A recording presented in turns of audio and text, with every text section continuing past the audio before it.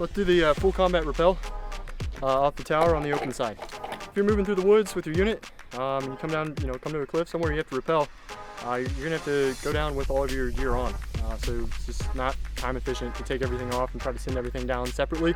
So you learn how to rappel full combat load. It's a little bit more difficult. You're adding weight to your body. Sometimes sapper can be moving through the woods with 80, 90 pounds of equipment. So you're adding that 80, 90 pounds to what you're going to normally be rappelling with, which is your normal body weight.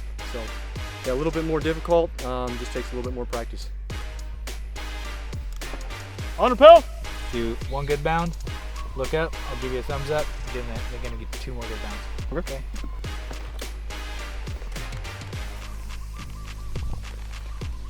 My name is David Grimes. I'm a student here at the Pre-Sapper course at Lightning Academy, and the reason you don't see a rank is when we go here to the Pre-Sapper course, we take our ranks, we leave them aside, and that just helps the instructors as they're giving us instruction here. That way they can put everybody kind of on the same level, treat us all as students on that same level, so we can get as much knowledge as we can through the course. So the open side of the wall is important as if you're maneuvering through the jungle, through the woods with a squad or unit, and you come up on a cliff that maybe it has a wall, and then maybe it also goes in concave, and you're going to be just hanging off the side. So you got to be able to know what you're doing in order to get your unit safely down the side of that cliff. Here at the Pre-Sapper course so far, we've gone in detail into land navigation, how to get from point to point, whether in the jungle or whether using road systems or attack points. And after we get done with land navigation, we started focusing on knots, because first step when you're going to start rappelling or go into rappelling, you got to be able to hook yourself in and know a couple of the basic knots, how to tie a Swiss seat, things of that nature. We start out on the angled wall, use that to try to get our confidence built up and trust in the systems that they have in place to hold us while we're on the wall.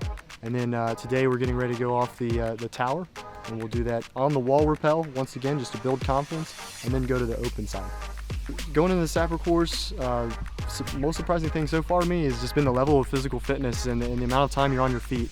And then also the knots. They go very in detail in about 14 to 15 different knots that you need to know how to tie them properly, and also the purposes and checkpoints along the way as you're tying them.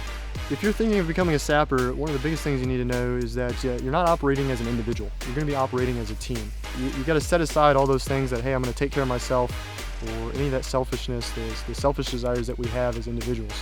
And you got to start thinking as a team, as a squad, as a unit. How are we going to accomplish the mission as a team together?